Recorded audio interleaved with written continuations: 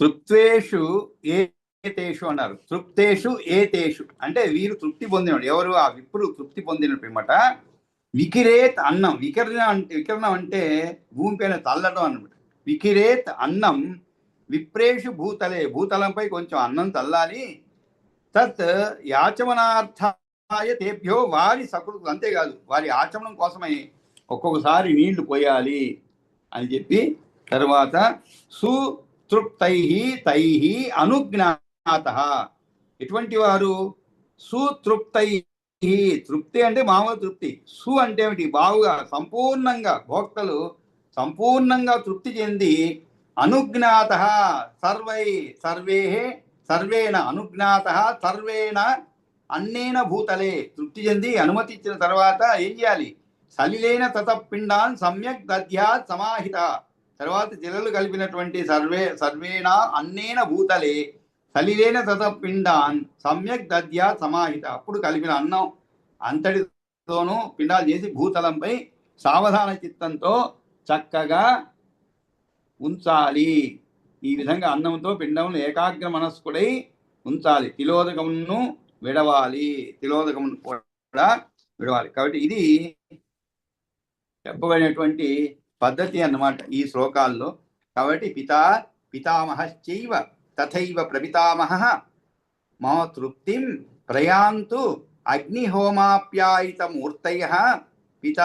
పితామహశ్చైవ తథైవ ప్రపితామహ తృప్తిం ప్రయాంతు పిండేన మయా దత్తేన భూతలే. పితామహశ్చైవ తథైవ ప్రపితామహ తృప్తిం ప్రయాంతు మే భక్త్యా యన్మయేతదుదాహృతం మాతామహ తృప్తిముపైతు తస్య తథా పితా తస్య పితా తథా అన్యః విశ్వే చ దేవా పరమా ప్రయాంతు తృప్తిం ప్రణశ్యంతు చ యాతుధానాః. విఘ్నేశ్వరో హవ్య సమస్త కవ్య భోక్త భోక్త అవ్యయాత్మ హరిరీశ్వరో అత్ర తత్సన్నిధానాత్ అభయాంతు సద్యో రక్షాంసి అశేష్యాని అసురాచ్చ సర్వే. యజ్ఞేశ్వరో హవ్య సమస్త కవ్య భోక్త అవ్యయాత్మ హరిరీశ్వరో అత్ర తత్సన్నిధానాత్ ఉపయాంతు సద్యో రక్షాంసి అశేషాని అసురాచ్చ సర్వే. తృప్తేషు ఏతేషు విక్రేత్ అన్నం విప్రేషు భూతలే తదాచమనార్థాయ దద్యాత్ ఆచమనార్థాయ. దద్యాత్ అంటే ఇవ్వాలి అని అర్థం. దద్యాత్ ఆచమనార్థాయ తేభ్యో వారి సకృత్ వారి ఆచమనం కోసమై ఒక్కొక్కసారి నీళ్లు పోయాలి. సుతృప్తై తై అనుజ్ఞాత సర్వేణ అన్నేన భూతలే సలిలేన తతపిండాన్ సమ్యక్ దద్యా సమాహిత. ఇది పద్ధతి అనమాట. ఆ తర్వాత ఏం చేయాలి? పితృతీర్థేన సతిలాన్ దధ్యాతత జలాంజలిన్ మాతామహేభ్య తేనైవ పిండాన్ తీర్థేన నిర్వపేత్. ఆ తర్వాత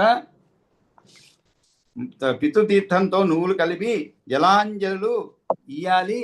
ఆ తరువాత బ్రాహ్మణులు అలాగా మాతామహాదులు కూడా పితృతీర్థంతోనే పిండ ప్రదానం చేయాలి.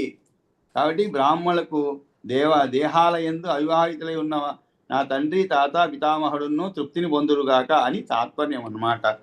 ఆ తర్వాత దక్షిణా ప్రవణం చేయవ. ఇక్కడ పిండం పెట్టిన తర్వాత పితృతీర్థం అను పద్ధతిలో జలాంజలను ఇవ్వలేను.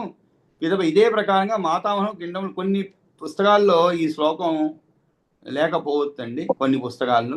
ఆ తర్వాత దక్షిణా ప్రవణం చైవ ప్రయత్నేన ఉపాదయేత్ అవకాశేషు చ ఉచ్ఛేషు జలతీరేషు చైవహి.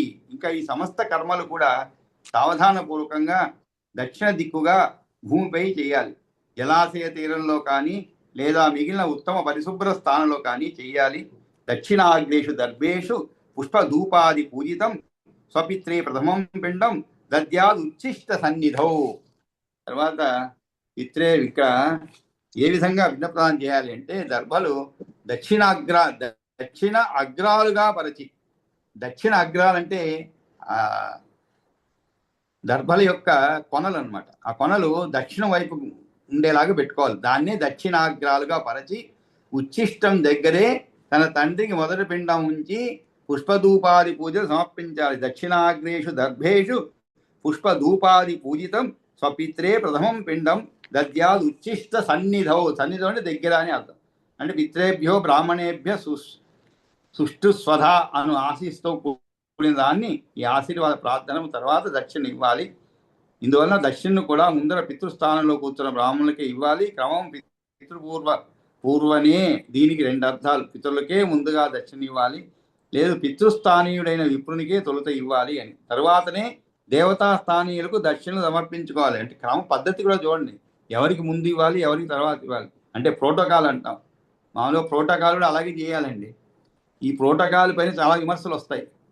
అంటే కొంతమందిని పిలవకపోవడము, లేదు పిలిచిన వాళ్ళని కూడా డయాస్ పైన ఆసనాలు ఎవరికి క్రమంగా వేయకపోవడం, ఇవన్నీ ప్రోటోకాల్ అనమాట. ఇది ప్రోటోకాల్ అని చెప్పకూడదు, కానీ ఈ పద్ధతిలో అంటే ఎవరికి గౌరవ స్థానం ఇచ్చారు అనేది ఇక్కడ అర్థమవుతుంది అనమాట.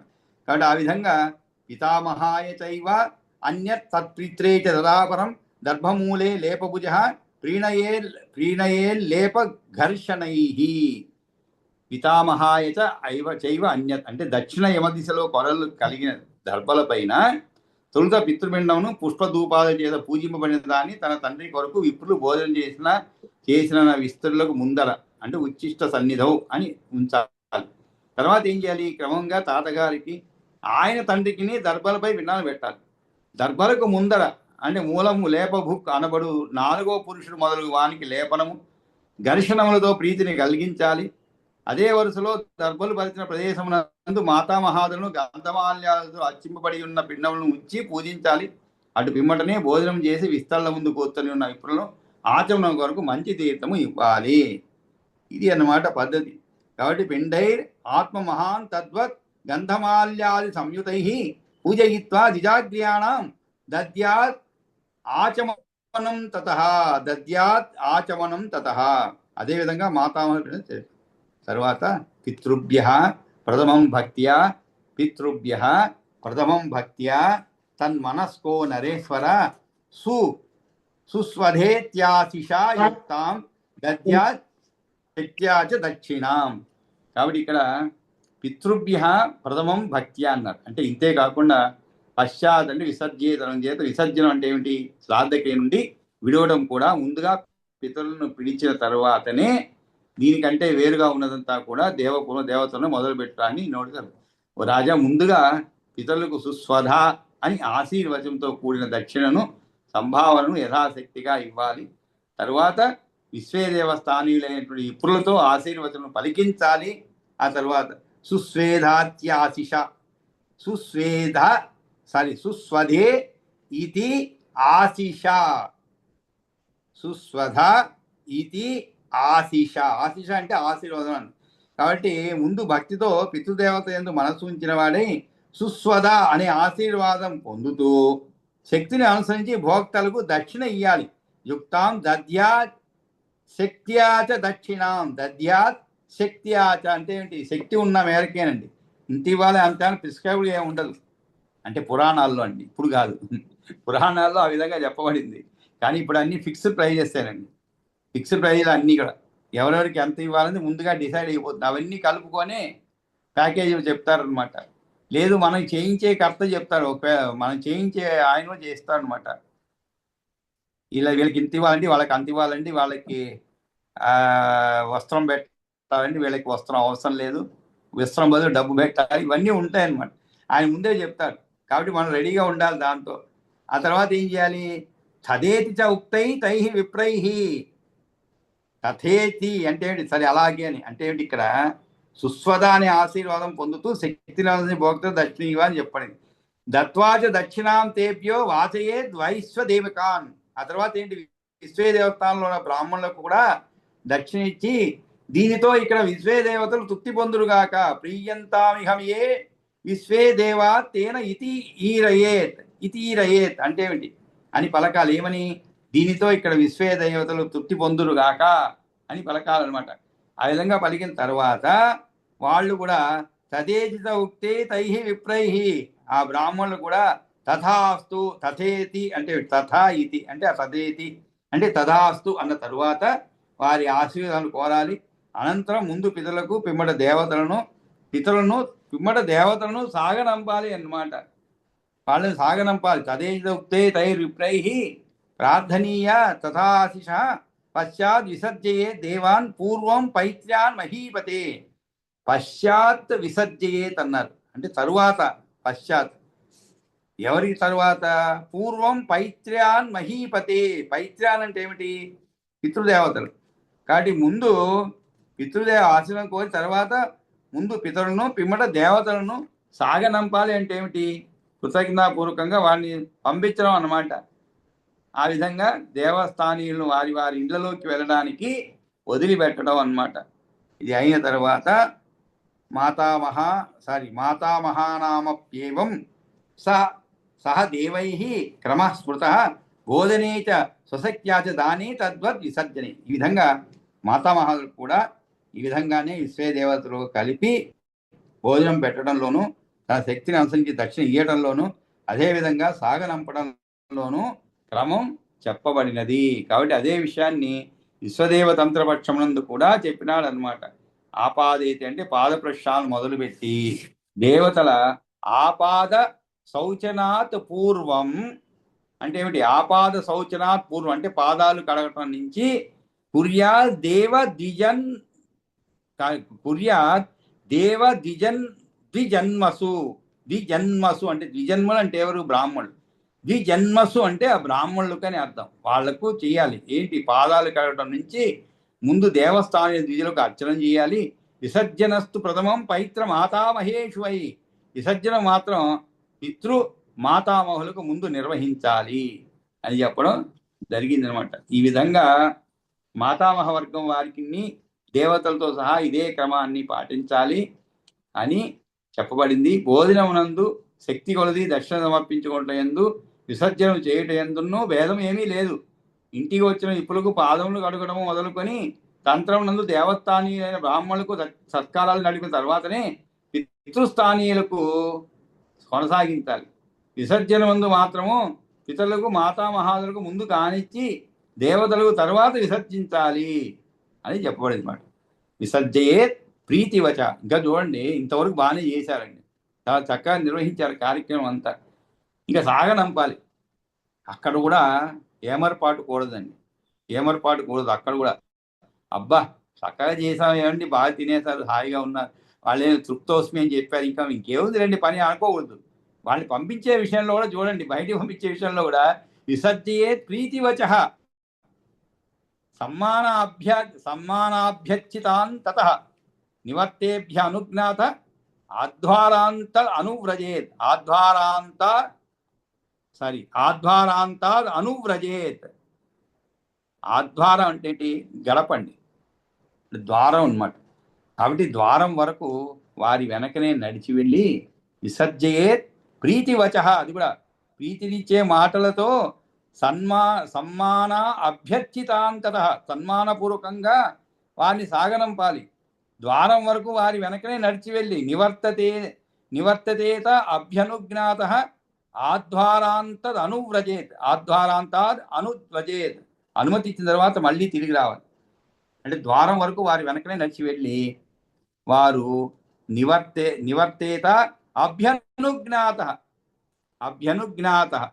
నివర్తేత అంటే వెనక్కి మళ్ళడం అంటే వారితో పోవాలి, ఎంతవరకు? గడప వరకు పోవాలి. తర్వాత నువ్వు పాట సరే వెళ్ళిపోయారు కానీ రాకూడదు, వాళ్ళు సరే వెళ్ళొచ్చు అని చెప్పాలంట. కాబట్టి వారి అనుమతి ఇచ్చిన తర్వాతే మళ్ళీ తిరిగి రావాలి. విసర్జయే ప్రీతివచ సమ్మానాభ్యర్చితాంతత నివర్తేత అభ్యనుజ్ఞాత. అంతేగాని సరే వాళ్ళని అక్కడ వదిలిపేసి బాయ్ అని చెప్పకూడదు, లేదు ఇంట్లోనే కూర్చొని ర్యాపిడో బుక్ చేసి బండి వచ్చిందండి వెళ్ళిరండి అని చెప్పకూడదు. ఇవన్నీ మర్యాద తక్కువ అనమాట. అంటే చివరి వరకు కూడా. తర్వాత ఏం చేయాలి? మనం ర్యాపిడోలో కూర్చోబెట్టాలి, వెహికల్లో కూర్చోబెట్టాలి, ఆటోనో వెహికల్లోనో, లేదా ఎవరినో పిచ్చుకుంటే 2 వీలర్ కూర్చోబెట్టాలి, వాళ్ళ దగ్గర మాట్లాడాలి. వాళ్ళు వెళ్ళిన తర్వాత వారి అనుజ్ఞతో మనం వెనక్కి రావాలి. ఇదండి పద్ధతి.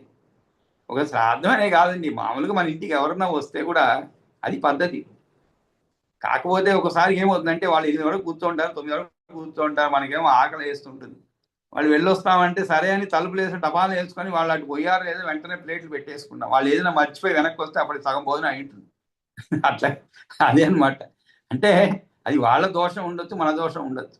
కానీ శ్రాద్ధ కర్మలు చేసినప్పుడు మాత్రము చాలా జాగ్రత్తగా, అంటే ఇవన్నీ కూడా ఏంటంటే ఈ క్రియలు ఏది కూడా క్రియాలోపం ఉంటే దాని పర్యవసానం తీవ్రంగా ఉంటుంది అని హెచ్చరించేందుకండి. కాబట్టి మనం చివరి వరకు కూడా వారిని తిరిగి పంపించేంత వరకు కూడా విసర్జే ప్రీతివచ సమ్మానాభ్యర్చితాంతత నివర్తేభ్యనుజ్ఞాత అధ్వారాంతాద్ అనువ్రజేత్.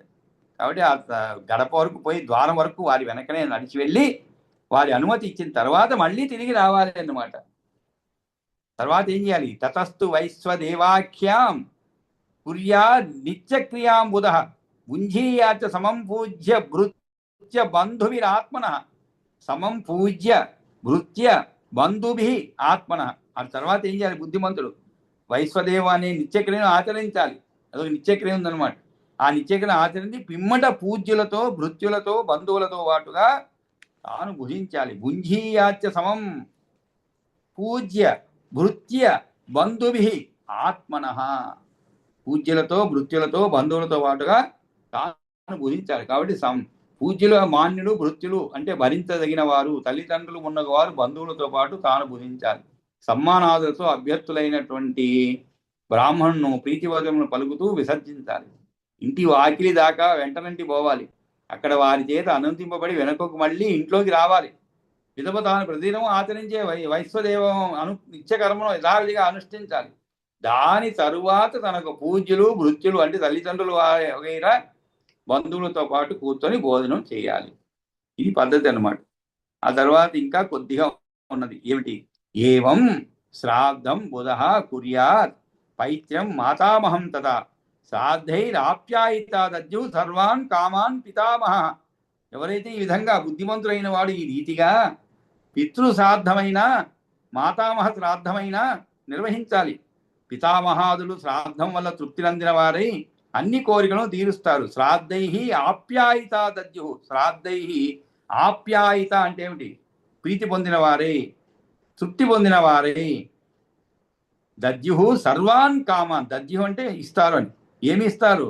సర్వాన్ కామాన్ పితామహ. శ్రాద్ధం వల్ల తృప్తి నందిన వారై అన్ని కోరికలను కూడా తీరుస్తారు. త్రీణి శ్రాద్ధే పవిత్రాని దౌహిత్ర కుతపస్థిలా రజతస్య సదాదానం కదా సంకీర్తనాదికం. శ్రాద్ధక్రియలో దౌహిత్రుడు కుతప కాలం అంటే పగటిలో 8వ ముహూర్తం, తిలలు ఈ 3 పవిత్రమైనవి. అలాగే రజిత దానం, వారి కథా సంకీర్తనాదులు కూడా పావనమైనవే. ఏవం శ్రాద్ధం బుధకుర్య. కాబట్టి దౌహిత్రుడు అంటే ఎవరు? బిడ్డ కొడుకు. కుతపం అనగా సూర్యోదయం నుండి సూర్యాస్తం వరకు ఉన్న సమయమును 8 భాగాలుగా చేస్తే ఆ 8వ భాగము లేక ముహూర్తము అనగా రమారమి సాయంత్రం 4 గంటల నుండి 6 గంటల వరకు. ఇది అన్నమాట. దౌహిత్రుడు అంటే ఎవరు? తెలుసు మనకి. అంటే అమ్మాయి కొడుకు, కాబట్టి బిడ్డ కొడుకు.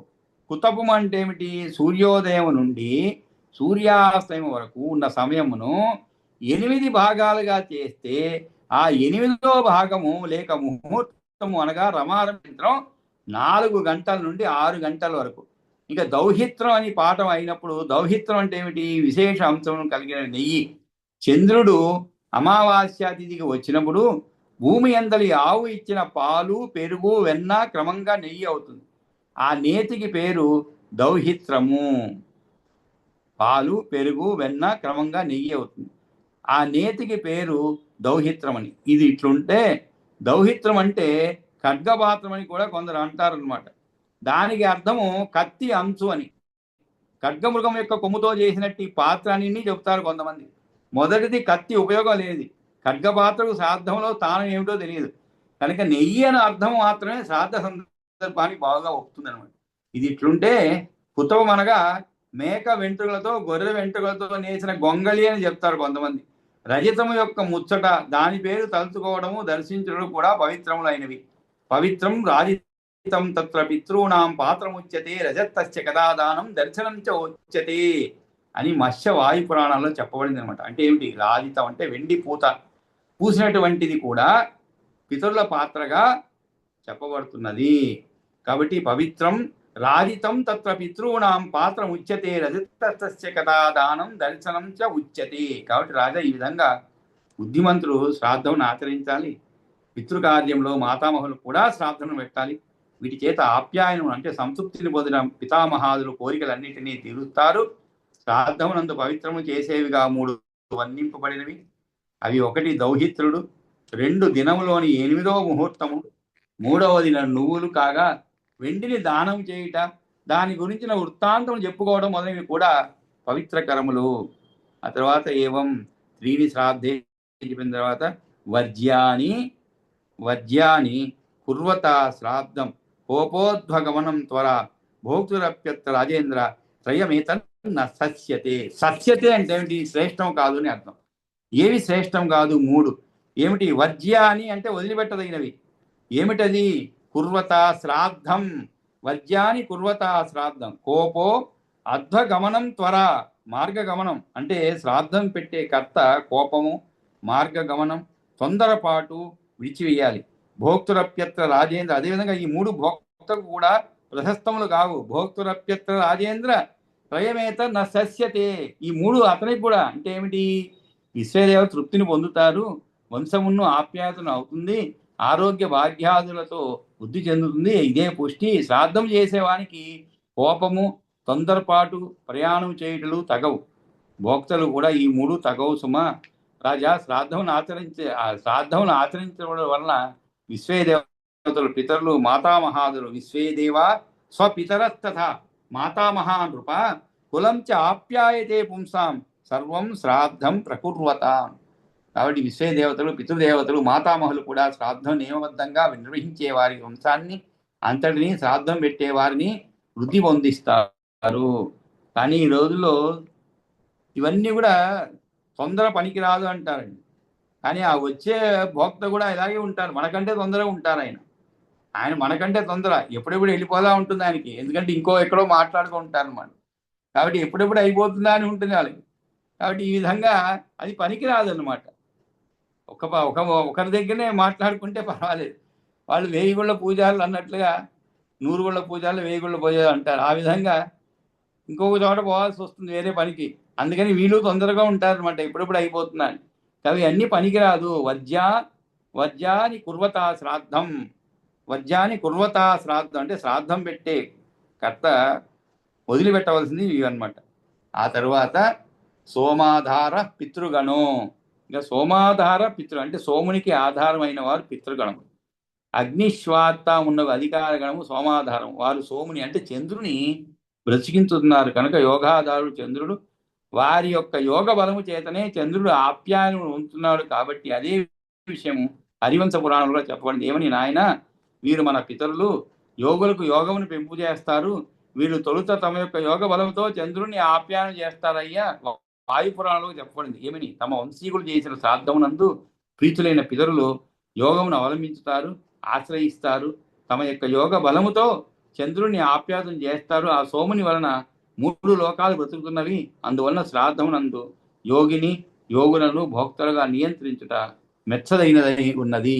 సోమాధార పితృగణో యోగాధారస్తు చంద్రమ శ్రేష్ఠ యోగి నియోగస్తు తస్మాత్ భూపాల సస్యతే సహస్రస్యాభి విప్రాణం యోగి చేత్ పురతస్థిత సర్వాన్ భోక్తరం తారయతి యజమానం తథా నృప.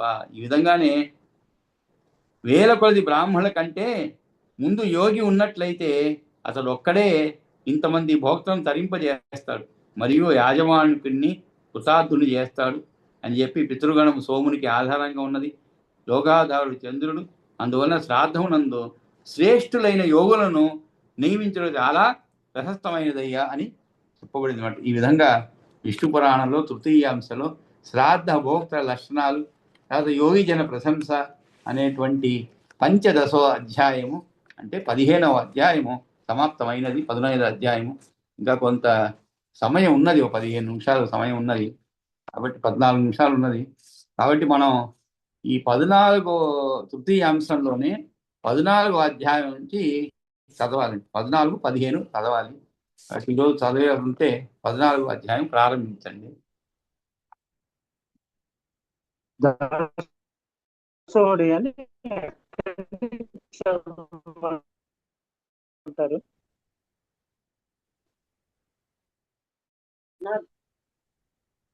చూడండి, నెట్ బాగుందా చూసుకొని చదవండి. మొన్న కూడా కొంత ఇబ్బంది పడ్డారు చివర్లో. అడిగాను, దాసోహం దాసేవం చదవండి. వినబడుతుంది, బాగా వినబడుతుంది.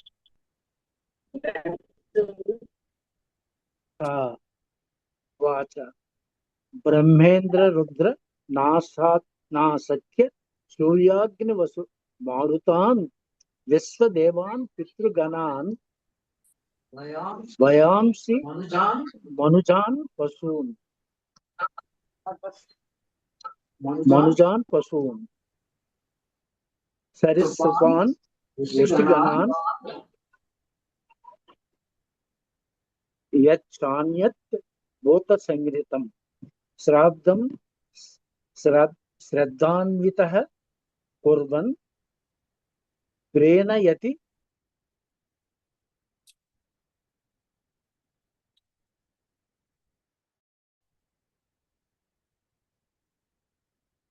అంకుల్ ఒకసారి అన్మ్యూట్ చేసుకోండి.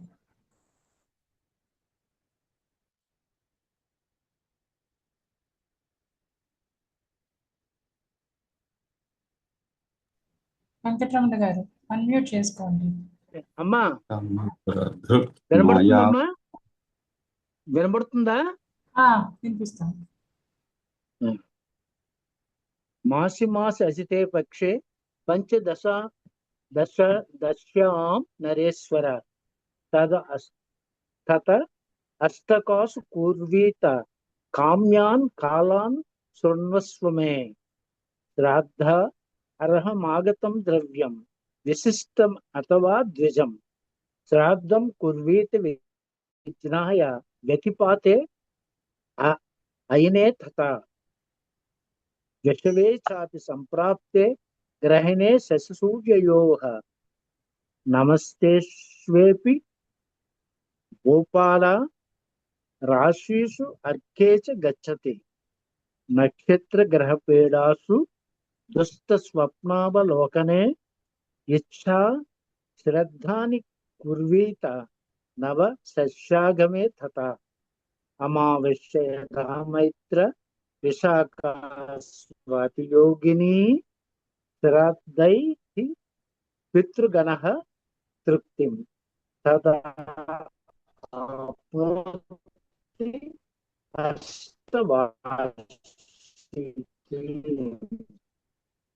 అమావాస్య యదా పుష్యే రౌద్రే చ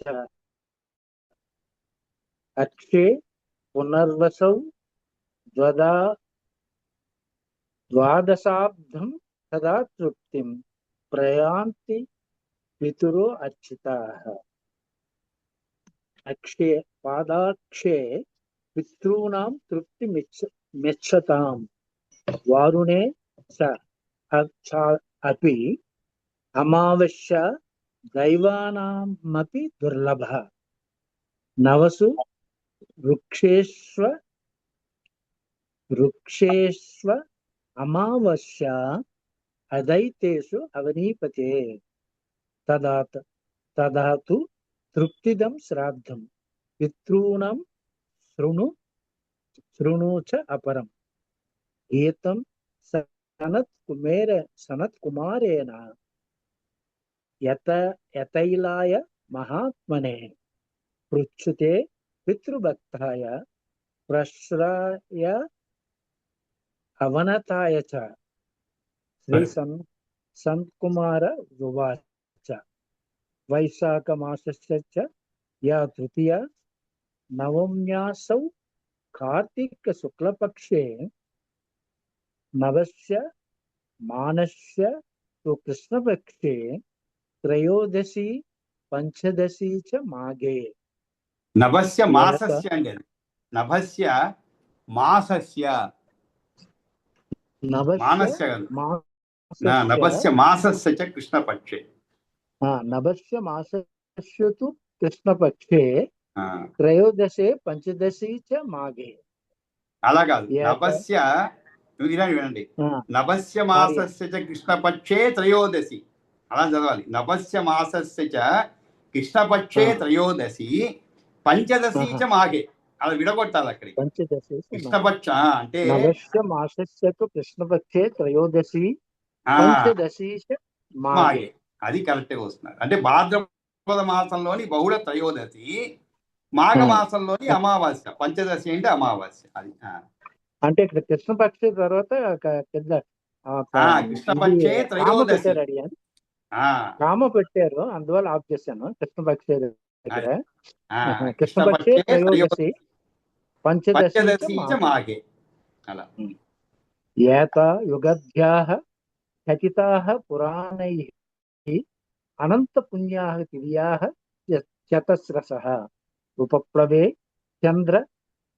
చంద్రమసో రవేచ్చ త్రిస్వాస్తకాసు అప్యాయన ద్వయే చ పానీయమప్యత్ర తిలై విమిశ్రం అద్యాత్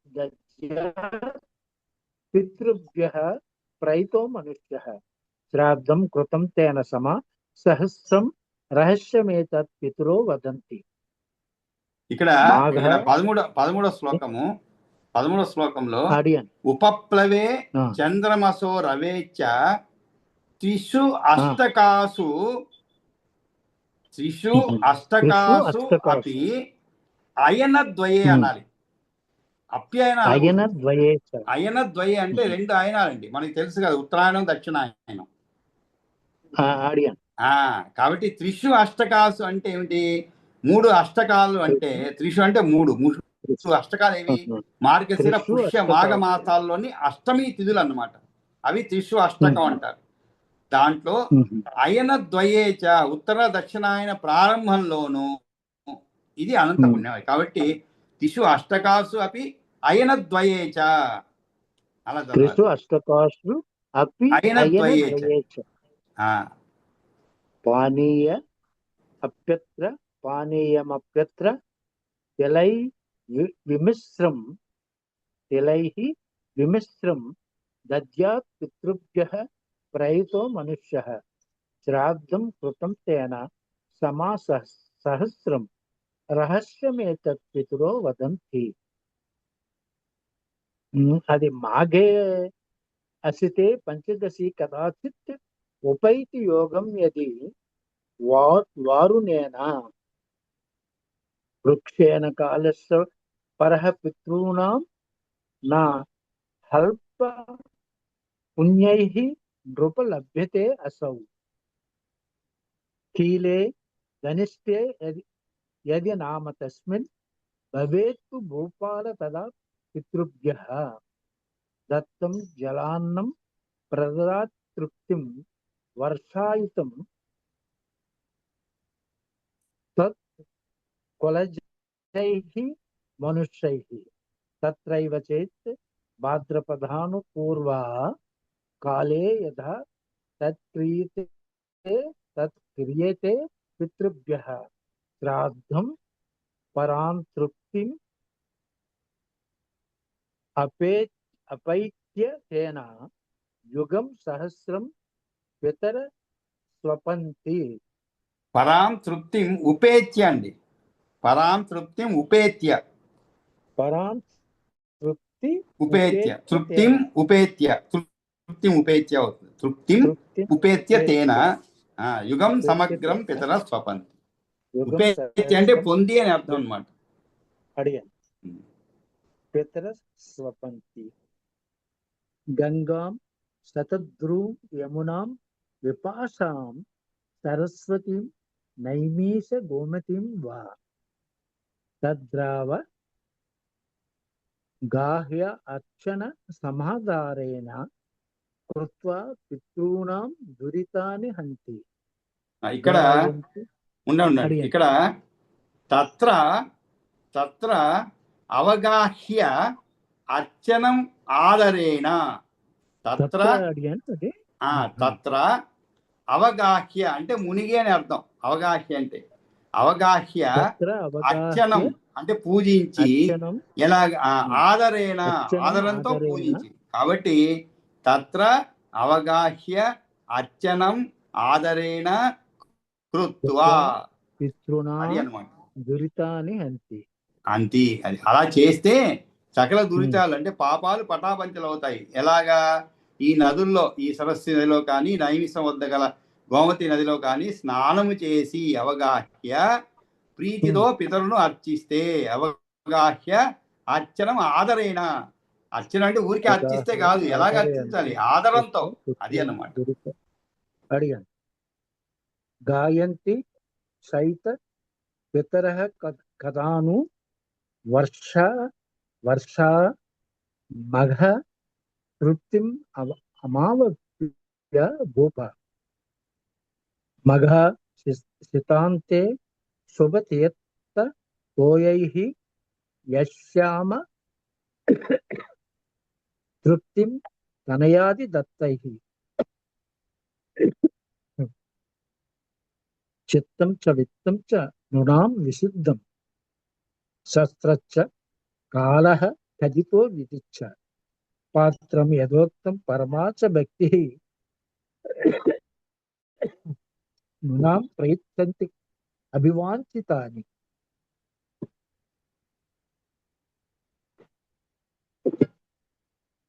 పితృగీతాన్ తదైవాత్ర శ్లోకాన్ తాస్తాన్ శృణు పార్థివ. కృత్వా తదైవ భవతా భావ్యం తత్ర కృతాత్మనా. అపి ధన్యః కులే జాయేత్ అస్మాకం మతిమాన్నరః. అకుర్వన్ విత్తసాఠ్యం యః పిండాన్నో నిర్వాపిష్యతి. రత్నం నిర్వపిష్యతి, ఒకే పదం అండి, నిర్వపిష్యతి. నిర్వపిష్యతి. రత్నం వస్త్రం మహోయానం సర్వభోగాదికం వసు. విభవే సతి విప్రేభ్యో యో అస్మాన్ ఉద్దిశ్య దాస్యతి. రత్నం వస్త్రం మహి అండి, అది మహో కాదు. రత్నం వస్త్రం మహి యానం. మహి అంటే భూమి, అంటే భూమి దానం అని ఉంటా, భూదానం, భూమి దానం చేయడం మహి. మహి యానం అంటే వాహనం. అడిగాను. సర్వభోగాదికం వసు విభవే సతి విప్రోభ్యో యో అస్మాన్ ఉద్దిశ్య దాస్యతి. అన్నేన వా యథా శక్యే కాలే అస్మిన్ భక్తి నమ్ర భోజయిష్యతి విప్రాఘ్యాన్ తన్మాత్ర విభో నరః. అసమర్థో అన్నదానస్య జ్ఞానమాం స్వశక్తితః ప్రదాస్యతి ద్విజాగ్రేభ్యః స్వల్పాల్పాన్ వాపి దక్షిణాం. స్వల్పా అల్పాం వా అపి దక్షిణాం. తత్రాపి అసమర్థ్యయుతః కరాగ్రగ్రసితాన్ తిలాన్. ప్రణమ్య ద్విజముఖ్యాయ కసై మచిత్ భూపదాస్యతి. కసై మచిత్ భూపదాస్యతి. తిలైః సప్తాష్టభిర్వాపి సమవేతం జలాంజలిం భక్తి నమ్ర సముద్దిశ్య భువ్యాస్మాకం ప్రదాస్యతి. యత కుతచిత్ సంప్రాప్య గోభ్యో వాపి గవాహినికం అభావే ప్రాణయన్నాస్మాన్ శ్రద్ధాయుక్తః ప్రదాస్యతి. సర్వభావే వనం గత్వా కక్షమూల ప్రదర్శకః సూర్యాది లోక పాలానాం యదముచ్యతే